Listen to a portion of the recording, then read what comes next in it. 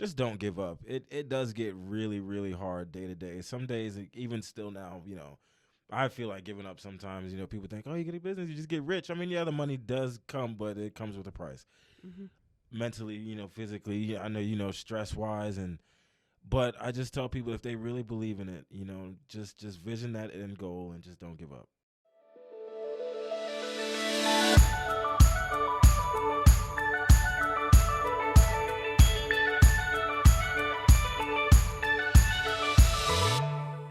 Thank you for joining us on the Locala podcast. I'm Lisa Anderson, your host and publisher of Locala magazine. And before we dive in, I want to thank our sponsor. Today's episode is brought to you by Your Place Mortgage and Title, your everything agency. Visit them at www.yourplaceocala.com to learn more. Today on the couch, I'm so excited that we have him back in the studio. His name is Tuckson Garnes. He is the owner of Q&Q Junk Removal. He has been in our magazine in the November 2021 issue. And today we're going to dive further into his story. So welcome back, Tuckson. Hey, how you doing? I'm good. How are you? I'm great. Good. Well, before we continue, I do want to make a disclaimer. Mm-hmm. I have a cold. Okay. It's all good. I'm recovering, so I sound horrible and nasally and all of that good, but we're going to chill out and have some fun anyway. Yes, ma'am.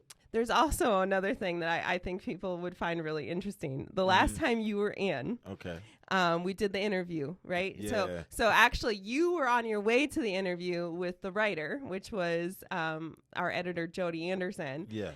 Got stuck because of a traffic jam. Yeah. So we had to reschedule. Jody couldn't do the interview, so I did it. Yes. And then we had a function where it didn't record the interview, and I caught you before we left, and we had to re-interview Redo all it over. real quick. So this is actually kind of like almost your fourth interview. Yes. I've had a couple runs now, Yeah. Practice. So you're a real pro now, right? I guess, pro at something at least, Well, why don't you go ahead and tell us about your business, Tuckson? All right, cool. So it's Q&Q Junk Removal. It's a junk removal and dumpster rental company that's based here in Ocala, Florida.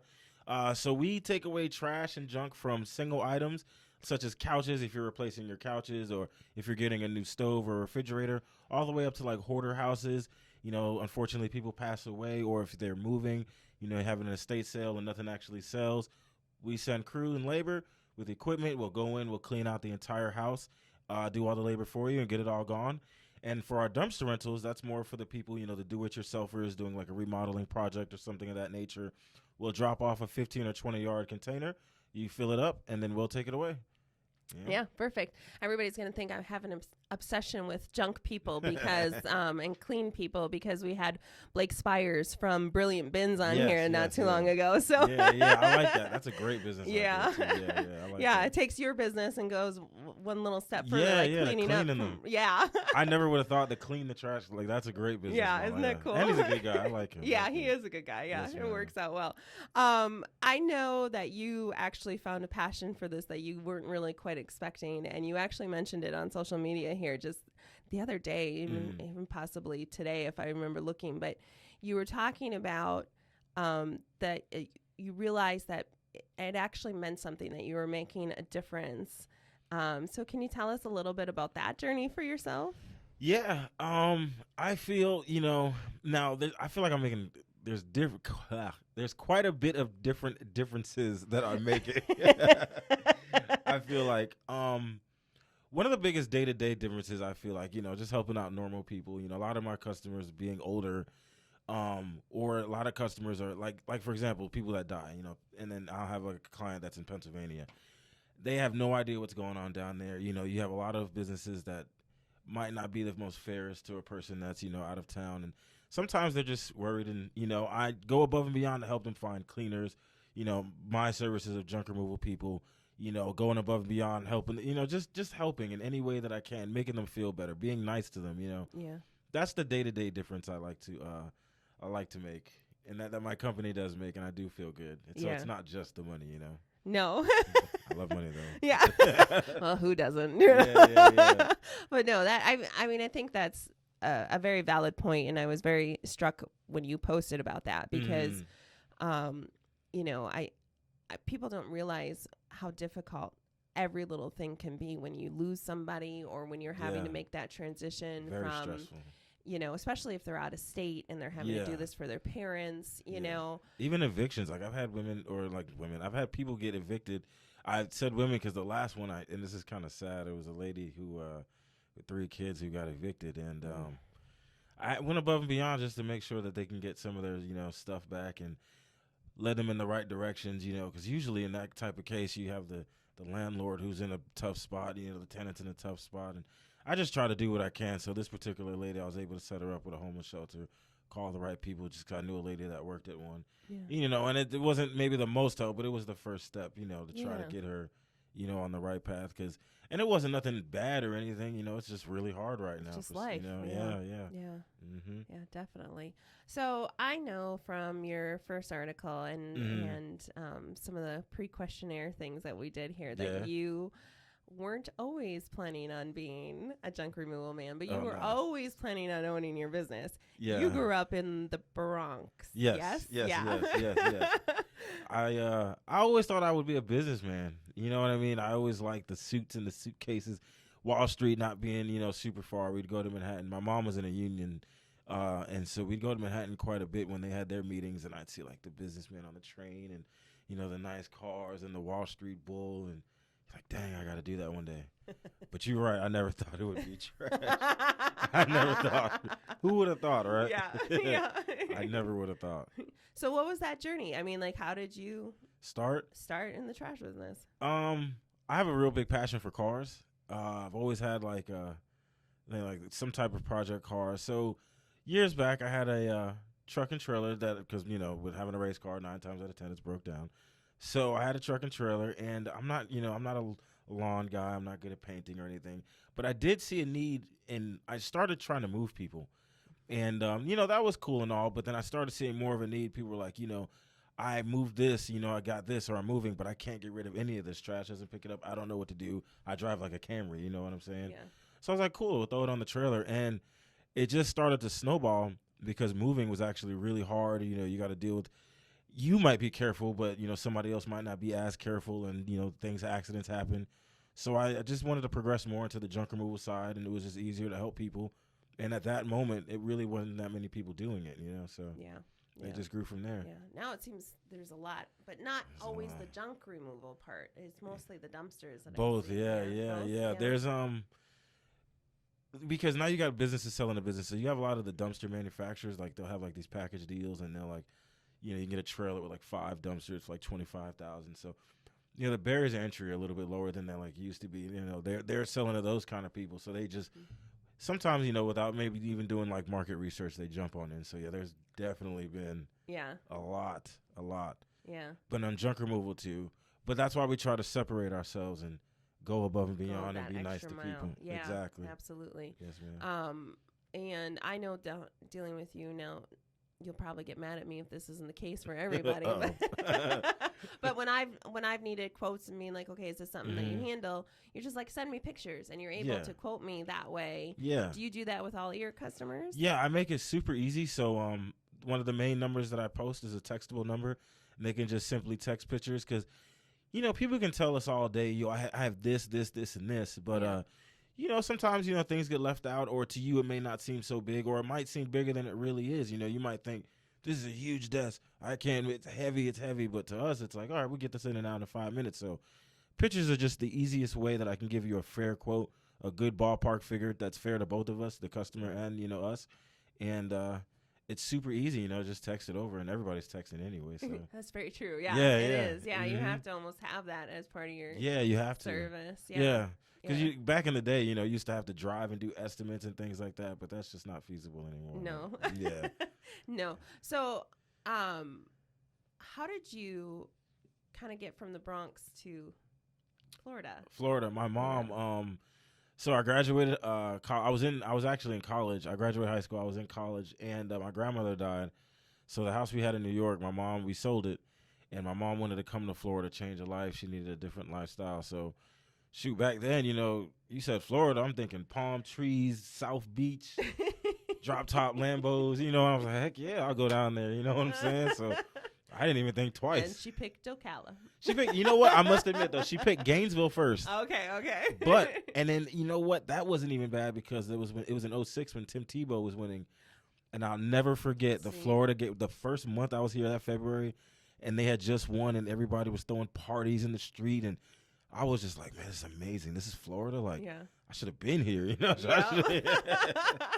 Well, that's good because at least you weren't going from I'm going to be in Miami and doing all it this wasn't stuff, too bad. You know, to more of a Ocala real was something to country. get used to. Yeah, it was, and it was smaller then too. Yeah, it's definitely smaller. Yeah, definitely. I like the progression though. I love where Ocala's going. Yeah, it's really grown. Yeah. So I know some people don't like it, but I guess it's not too bad. I think it's a nice combination right now of still having that small town feel and knowing that we're growing and being able to offer more. Exactly. You know, like I still know my neighbors. Yeah. But I can still go out on a Friday or Saturday night to different locations. You know. Yeah. So it's not like the one bar town. Right. Right. Because I did when I first moved to Ocala. I actually lived in Bellevue. Oh, like, really? On C25. Oh boy, yeah. That was difficult. Yeah, I bet. I had never been outside at night, and it was just pure silence. Like Were you able to see more stars than you had ever seen before? Yeah, that I didn't realize the light pollution in New York until I came to Florida. I was like, wow. That exists. Look at all this isn't stuff. that crazy? Yeah, and even for me is even light pollution because I grew up on a farm. Oh, really? So we used to lay out on a giant trampoline at night and it just turned off all our lights and it was just pitch black because we lived on a 400-acre farm, you know? Nah, not New York. You got the North Star. That's pretty much it. And then you got street lamps. That's it. So was it still a bit of a shock, though? I mean, how old were you when you got down here? So I was 18 in Gainesville. When I got to Bellevue, I was, girl, we going in history. 22, I think, 22, 23. Like I said, it was crazy. Like I had never lived anywhere we didn't have public transportation. Yeah, like a bus to just hop on. That was crazy. That was the first time I didn't have trash pickup. Like I'm wondering what day does the trash truck come? And everybody's like, oh no, you got to take it to the recycling center. I'm like, you got to put this in your car. It's another reason I started. You know, there was some shocks. You know, I'm used to like walking to the store. Yeah. I don't even want to walk around the corner now. Yeah. You know what I'm saying? Like, I don't even want to walk to my neighbor's house. Like, ride a bike over their 4-wheeler or something. Yeah. Now, speaking of that, you mentioned earlier, and I know this about you. You're a big car guy. Yeah. So how did that come about? Early as a child, my mom, she loved cars and driving fast, and anybody knows my mom knows what I'm talking about. So she's a little speed demon, but I just always had just Hot Wheels, you know, Matchbox cars, the Micro City. I just loved it. I just loved the whole driving aspect, you know, the car video games, and then, you know, I never really grew up, so I just make more money now, so my cars are life size. That's how that works. They're adult cars, but they're still toys, right? I've gotten my son addicted to it now, so so I feel bad for his future financial situations. But yeah, that and biking we got really big into. Yeah. So motorbiking or like actual dirt bikes? Okay, so that sounds cool, and I would love to say that I ride dirt bikes, but I actually mean BMX bicycle bikes. Don't laugh. I know it's crazy to see a guy my size on a BMX bike, but it happens, you know. I think I remember seeing some pictures of that. It was great. Yeah, we're gonna cut out to that one, but yeah, that I would love to say I could ride dirt. That's one of the few things that I'm a little sketched out riding is a dirt bike. Yeah, like on soft sand. Yeah, but no, I love BMX bikes. Like, good exercise, you know. Yep. Absolutely. Yeah. Absolutely. Okay. It's a spectacle. Well, we're going to just take a moment to thank our sponsor one more time here. Today's episode is brought to you by Your Place Mortgage and Title, your everything agency. Purchasing a home should be as easy as 1, 2, 3. At Your Place Mortgage and Title, we offer professional realty services through Professional Realty of Locala, mortgage and commercial loan services, and title services. We pride ourselves on customer service and education. Contact us today to learn how we can make your home buying and selling process a pleasant one. Visit www.yourplaceocala.com to learn more. All right. Well, welcome back. Let's dive in even more personal. Okay. So something that wasn't quite in your article the last time, but we did chit chat a little bit about it, was the journey that you had that really kind of led you to finding your own path and finally becoming a business owner. And it was a little bit of a rocky one. So do you want to talk about that at all? Sure, definitely. I want to give a little motivation. So you're definitely right. Things were not perfect. It was definitely a rocky road. So back in 2006, I had went to jail, and then I was on probation, and then I ended up violating and going to prison. And I became a convicted felon in the process. It kind of sucked. So when I ended up getting out, and that's how I got to Locala, I got out. I had to move in with my mom, start all over from rock bottom. I had nothing. Yeah. No car, no apartment. I barely had any clothes. And you were working a pretty good job before. Yeah, I was I was a server, but I was making good money, actually. I mean, it might not have been the most.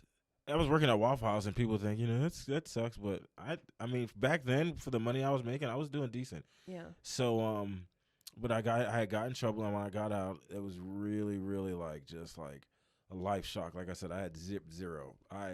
When I was released, they gave you back then they gave you $100. That's all I had. I had an account with like $13 in it from Wells Fargo. But anyway, so I had just got a job. That's when I met my girl, Quay. We worked together, and the hustle began. I went back to college because I had never finished college when I was in New York because we moved to Florida. So I went back to college, got my associate's degree, thought I was going to go get a marketing job. I couldn't find a job. So I was like, all right, the next best thing to do is to get myself in more college debt and go back to school, right? So I went back to school, got a bachelor's degree, graduated with honors. I'm like, oh, this is it. I haven't been in trouble this whole time. I'm going to get a job. Nobody's going to care about the felony. I'm a freaking college graduate. Wrong. Yeah. Every single job I tried to get, I couldn't get a good job. I tried to work marketing at a company here in Ocala, and that was kind of the deciding factor because I thought I was going to get that job. They were really trying to get me the job, but their corporate policies, they just weren't allowed to hire me. Yeah. And that really broke my heart. So you know what? I had some cryptocurrency going on at the time. I didn't get rich off Bitcoin. I wish I would have, but I had some crypto. I sold some crypto. I bought a dump trailer. I already had a truck thanks to the car. I started with the trailer already. So I started kind of dibbling, dabbling, but I never took it serious. Yeah. But when I couldn't get that job, I just invested in myself. I went ahead, sold some of my crypto, bought a dump trailer right here in Ocala, and just started working it. I started on Craigslist, looking for jobs, Facebook Marketplace, and word of mouth, and just trying to do whatever you can to do. Just do whatever you can because I got a kid. I have a family, and I was working at AutoZone at the same time I was starting the company. I was a manager, but what was I making back then? What was it, like 10 something an hour? Not even. Yeah. It was crazy, and it was hard to support anything. So yeah, hard to support a family on that for sure. Yeah, for sure. Yeah, because you have a couple of kids, right? Yeah. So I have my son Ashton, and then when I met Quay, she had a daughter Amaya and son Shadeen, great kids. So yeah, now we're a big family. Big Shadeen's in college. Yeah. Maya goes to Forest, and my son goes to Howard. Okay. Yeah. All right. Yeah. Mm-hmm. So I know when we talked last time, the pride for your son was just radiating. I mean, all of your kids, but I don't know, something with that daddy-son bond right there. I tell you what. So tell us a little bit about your son. All right, so a little disclaimer. My stepdaughter Maya, she's amazing. She's really smart, but thank God she's one of those responsible people. So I don't have to stay on her. Like she gets up first thing in the morning. She's real responsible. I love that. My son, he's like me. You know what I'm saying? He's a little late, you know what I'm saying, to the party, things like that. But he's a good kid, has a good heart. But, I see so much of when I was a kid, because my dad wasn't around, he wasn't around. It was just my mom raising me and my grandmother. And a lot of questions and a lot of things that I had, a lot of opportunities that I didn't have. I see that now I'm able to afford it to him if I could just stay on the right path. As long as I can keep my business going and as long as I can keep my motivation and hustle going, I can do things like him, ride, because he actually used to have a dirt bike. He actually rides a dirt bike better than I do. You know what I'm saying? Things like that. He sees my hustle. He sees my passion. He actually just started a little car wash business. Yeah. Oh, and he's great. How old is he? He's 11. Okay. And the reason why I have to say he started his own business is because he saved up his money. He went on Amazon. He bought all the right, because he realized the materials he had kind of sucked. Yeah. Because he was using he's using like dial dish soap and some water with some rags on the car. So he couldn't wash his mom's nice car. He had to wash like one of my piece of crap cars, right? So he saved up some money, went on Amazon, bought him the whole cleaning car kit. He's got the little foam pressure washer, and I was so excited and happy.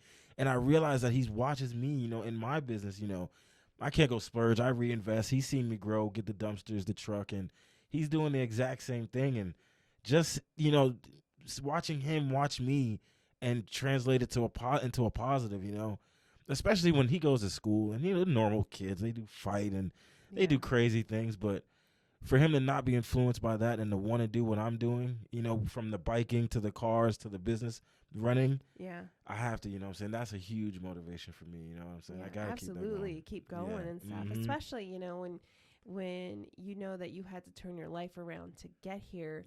And if you can set him on a path where he gets that one extra he doesn't have to go through that step to get there. And that's literally what I tell him.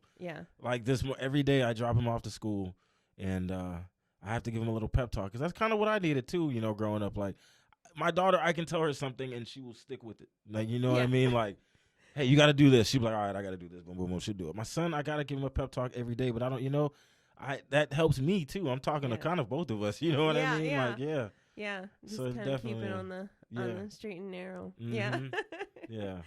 So, I know we talked a little bit about you doing the marketing and stuff like that. Did you, was that kind of how you feel like your business was a little bit successful as well, because you had an understanding in how to market yourself as a small business? Definitely. It definitely did. College definitely, I feel like, helped with that. Just knowing what to do. I wouldn't see, a lot of people think that like you go to college and you just gain like this knowledge, like you're just all of a sudden super smart. Oh no. But no, it doesn't work like that. Real world is so different. You know what I'm saying? Different, yeah. But it did set me up to kind of know what to look for, such as like, looking, what was the SWOT analysis back then? When they say you got to look for the strengths and weaknesses. I think they still have that. Yeah. I'm trying to, dang, it's been that many years since I've been out of college.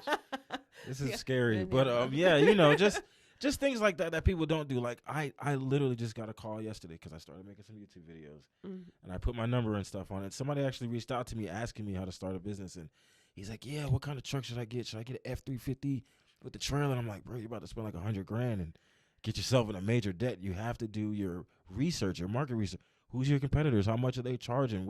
How long is it going to take you to actually be able to get money back on this truck? Are you going to be able to afford to send invoices and not get paid for a month and still pay this truck payment? You know what I mean? Like things like that. Thankfully, college kind of gave me to look for, what to look for, to pay attention to like demographics and like, even something simple as like Facebook marketing, and knowing which groups and how to word things and the verbiage and how to talk to people. Yeah, definitely. Yeah. I feel like that has given us an advantage. Yeah, absolutely. But it's not just college though. I'm sorry, I'm going to cut you off. No, go ahead. I was going to say, honestly, some of the best experience that I've received was from waiting tables. Yeah. I will say, like, as far as being able to talk to people, different people in different situations, and reading people, and some people are angry, some people are upset, some people are confused, and that's really helped me the most, honestly. Yeah. That customer service side, I think, plays a huge part in being able to know how to handle each situation.